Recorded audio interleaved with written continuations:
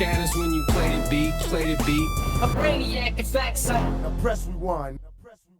Welcome to Brain Squeeze Reactions. Myself, Mark Hector. What are we reacting to now? Tupac. Why? Because it's Thug Life Thursday. How can you not fucking know this, YouTube? It's Thug Life fucking Thursday. It means I can react to Tupac Shakur. And why else am I doing it? Because it's the #1 reaction channel for Tupac. I'm setting trends. I'm setting fucking trends. I don't even know what the fuck that means. But apparently, I'm a trend setter. I know. I'm as shocked as you are. This fucking face is trend setting. Fuck knows what, but that is what I'm doing. And what we're going to be doing today is something a little bit different. Because it is the last day for the month of June, and we've been celebrating Tupac Shakur's birthday month. This whole month, I've been reading from this poetry book, which will be the last time that I read from it for the special month of June. So I'm excited to pull the last poem from this. And I just thought, you know what, let's just chill out. Let's just hear Tupac himself talking. And I found, or what was sent to me, sorry, hopefully an interview not everybody's seen. And this is one, Tupac's first interview on the BET channel in 1992. So I'm going to assume again this is around the Tupacalypse era. You always know that because the last one that I did I think was in 92 as well. So it's not that I know that. It looks like I'm really intelligent. I'm not. I just remembered the last video was around about that time. So it's going to be interesting to dig into this, and that's how I want to finish this month. We're going to do the Tupac music for the rest of my fucking life. Apparently, I'm going to be doing it. So let's end on just Tupac having a chat in an interview. I think that's a nicer way to end this. If you're new to the channel, this is what you get, you lucky bastard.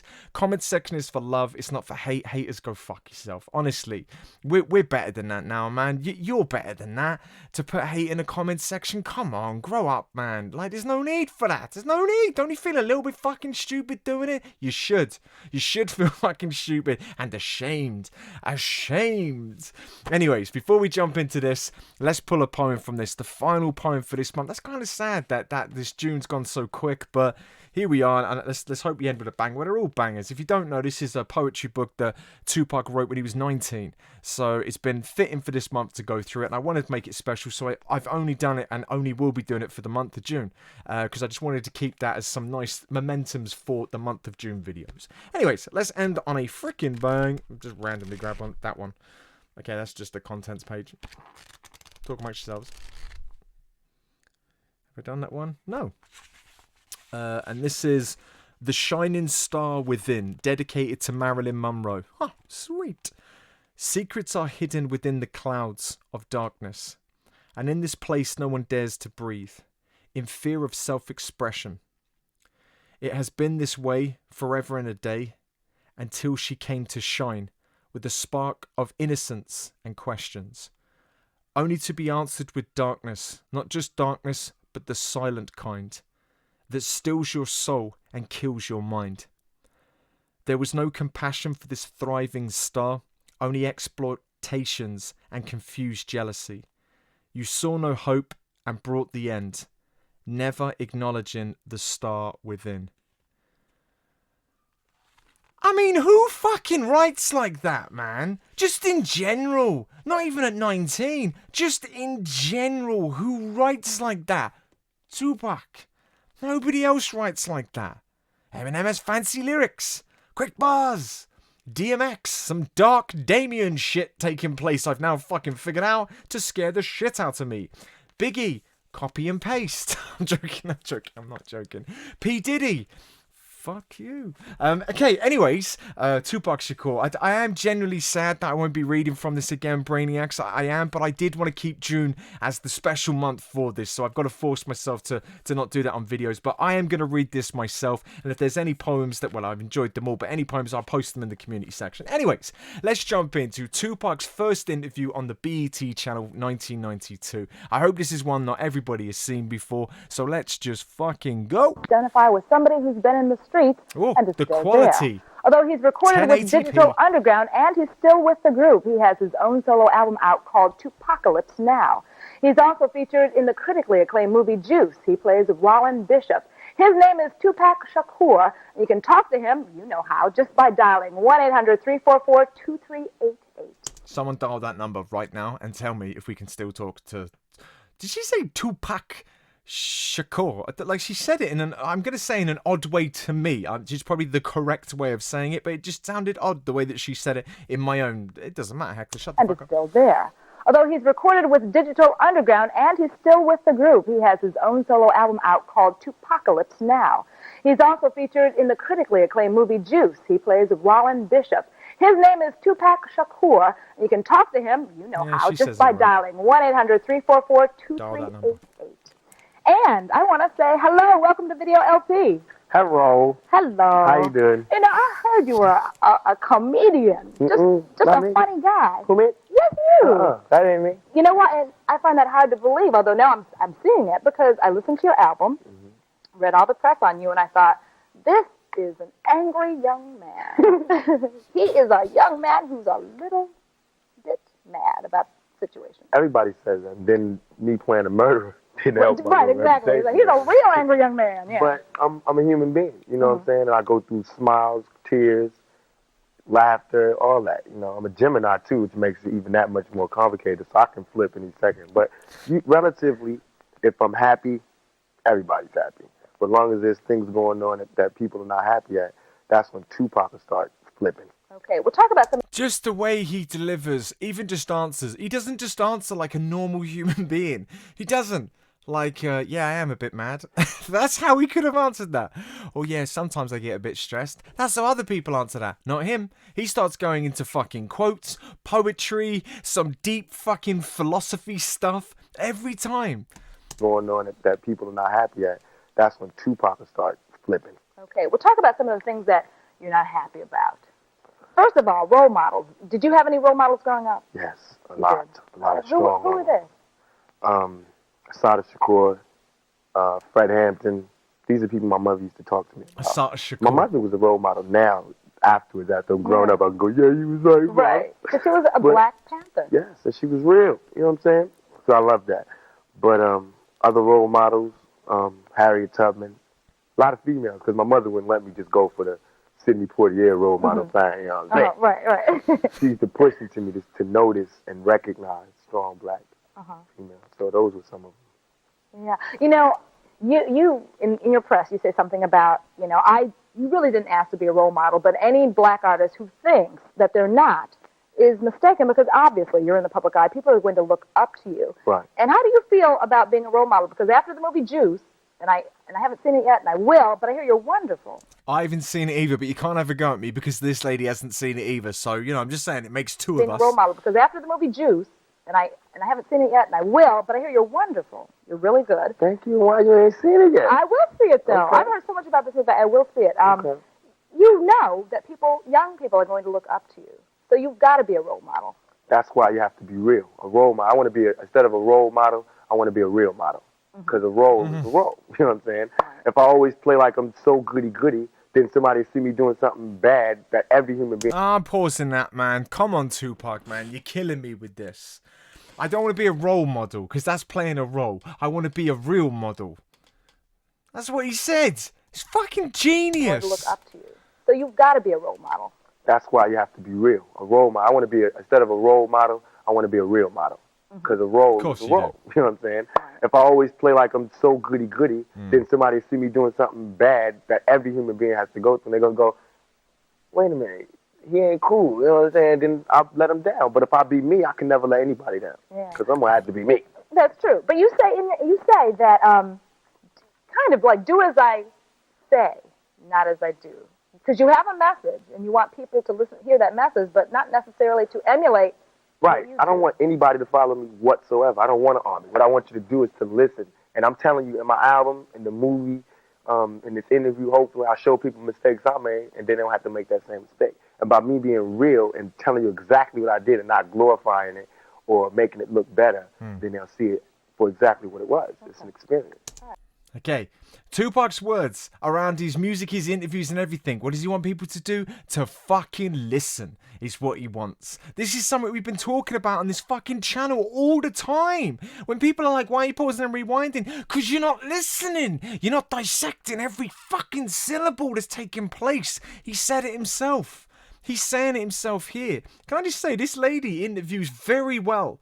Like, there's a nice flow as she's going through it. There's no like weird questions. The questions seem right as well that she's asking, and it's keeping him on that level as well. Fair play. The first time I've watched them, it's gonna go downhill. Every time I say that, I said that in the last one, and then she started fucking it up. I don't want anybody to follow me whatsoever. I don't want to argue. What I want you to do is to listen. And I'm telling you, in my album, in the movie, in this interview, hopefully I show people mistakes I made, and then they don't have to make that same mistake. And by me being real and telling you exactly what I did and not glorifying it or making it look better, then they'll see it for exactly what it was. Okay. It's an experience. All right. Well, Tupac, we've got our first video LP phone call, and let's see who is on the line.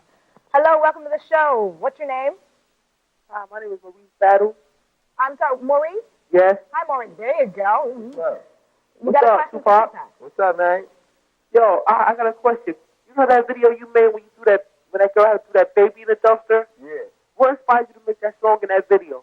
I was reading the New York Post when I was doing the movie Juice, and it was this story. It started out to be this big story about this family who died because they didn't have heat and they left the gas on. Everybody died except for this girl. She moved in with her cousins, second cousins.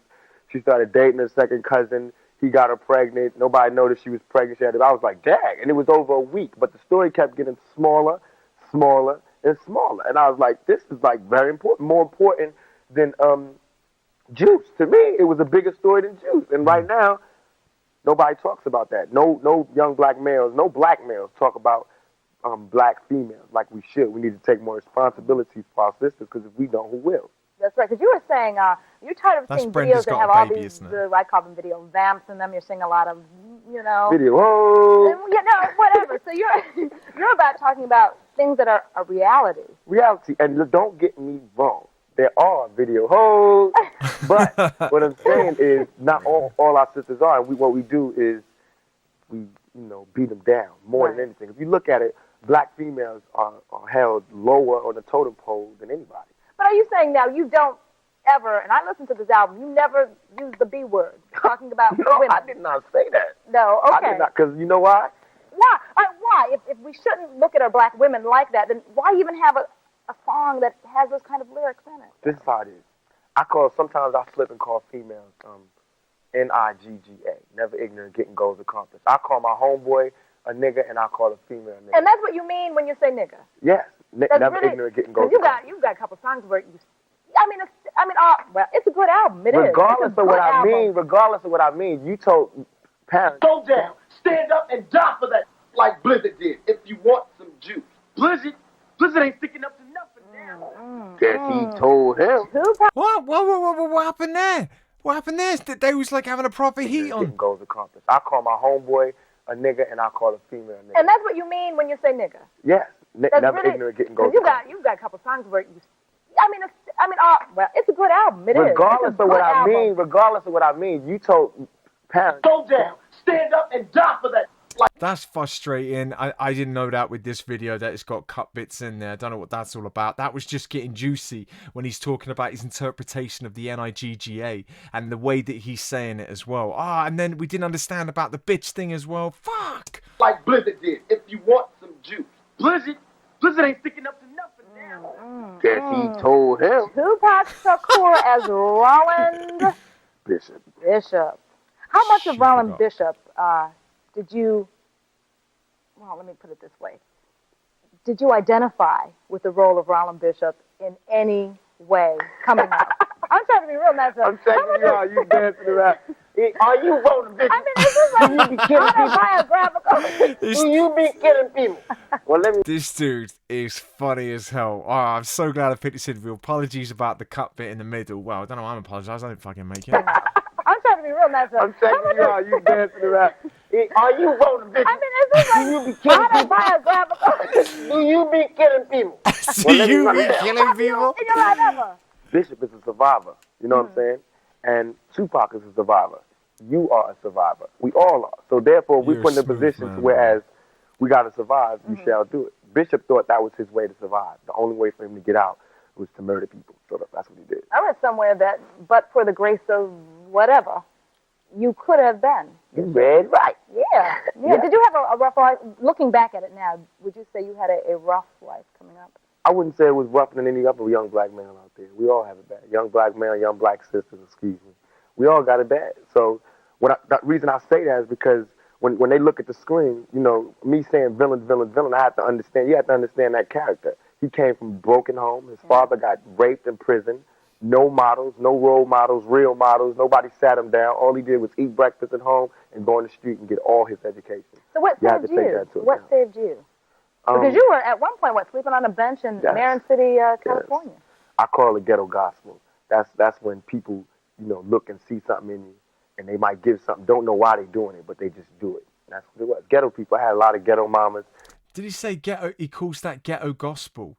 That's one of the tracks, isn't it? Have I done ghetto gospel? Ghetto gospel yet? I don't think I've done that one, have I?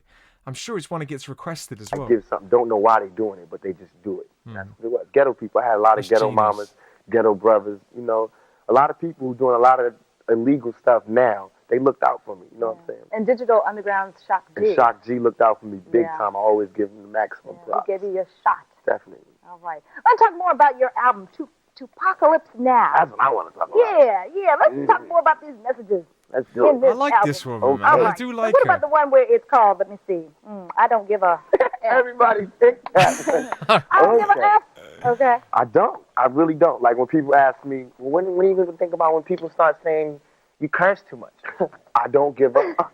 What are you going to think about when they say that, you know, God shouldn't have 2 earrings? I don't give up. What are you going to think about brothers saying, why you sticking up for the females? You must be sprung. I don't give up. What are you going to say when the police stop you and they say you can't do? I don't give up. We got to stand up at some point and just stop stuttering. Like Sister Soldier says, I give a maximum props. Stop stuttering, stop knee buckling, and just say what you mean and say it loud.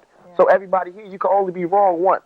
But all this cowardly lying, standing behind the speaker stuff, we got to come out and say what we got to say. That's why you don't consider some of the people that are on pop radio as rappers really what's happening. You mentioned Hammer, Heavy D, Young MC. Who else? But let me say this. I love Heavy D. Yeah. I love all of these people. And you respect them for what they're doing. Yes, I do. Because Hammer's people don't know this. I really do appreciate him doing that because now black kids can see that you can have $30 million. You know what I'm saying? Nobody ever thought that. Right. So I love him for that. But I'm talking about in terms of me being an artist. You know what I'm saying? And Heavy D is a different situation because he came out a rapper. You know what I'm saying? And then went that path. I got no qualms with that because who knows where I'm going to be at in 5 years. So are you saying they're selling out? No. I'm saying they're not being true. I'm not saying they're not being true. I'm asking them to ask themselves, are you being true? Okay. That's all. Okay. If they true, I got no problems with it. I love them, like I said. Love them. Okay. I believe you. Got nothing but love for them brothers. You know what I'm saying? You wrote everything and co-produced everything? Well, yeah. Mm-hmm. Because aren't you part of it's called the Underground Railroad, and it's a production company? I'm a busybody. You know what I'm saying? Like, I don't know this much about Nathan, but I got to be involved in everything. The videos, well, do this, put this here. So that's how it is. Everybody be producing the song. I go, well, I want the beat to go boom, bop, boom, bop. I want this thing. Got somebody got running on this side. So that's what I mean about co-produce. Not like I got it all like that, but I just like to be involved. I think that we all should be more involved in our projects. Because I know just from being in this business that a lot of these gangsters that's out, they're studio gangsters. Their company is telling them how much of a gangster, you know, to do that. You got to be real, and 100% real. Okay. This interview's amazing. I got sucked into that, so I was just listening to him and what he was saying without even fucking reacting. Well, obviously, naturally reacting. This is a good interview. It's fun. This woman is really good. I'm saying this woman because I don't know what her name is, so I apologise for that. I find out what this lady's name is, but just the way she delivers herself, I think she's cheeky, but she's very pleasant with it as well. And even the MC Hammer thing, I thought, okay, she's gonna start dropping him in it. But even after, she's like, I believe you, sort of in a fun way. I just think she's a lovely human being, and it's a good thing, these two. There's almost like a weird chemistry. Anyone else picking up on that, or is that just me? Am I making that up? But there's just this really nice thing about this interview. It's probably one of the nicest interviews I've fucking seen so far. Their company is telling them how much of a gangster, you know, to do that. You got to be real, and 100% real. That's a smart thing. I've got another real important question to ask you, but we've got to go to the phones first because we have somebody on the line. I don't know who it is yet, but I'm going to find out. Hello, what's your name? Quentin.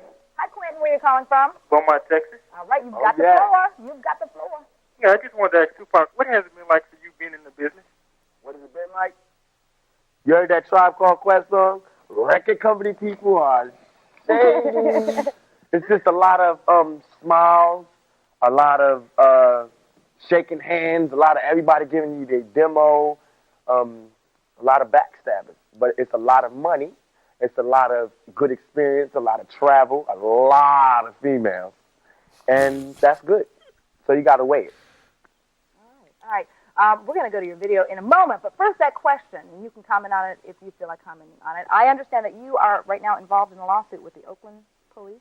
Mm-hmm. So that's taking a stand, too. I mean, because you want to mention what happened or why? Okay, this is what happened. I was walking down the street, minding my own business, and the Oakland Police Department stopped me for jaywalking, asked me for my ID. I showed them my ID. My name is Tupac Shakur. That happens to be my real name.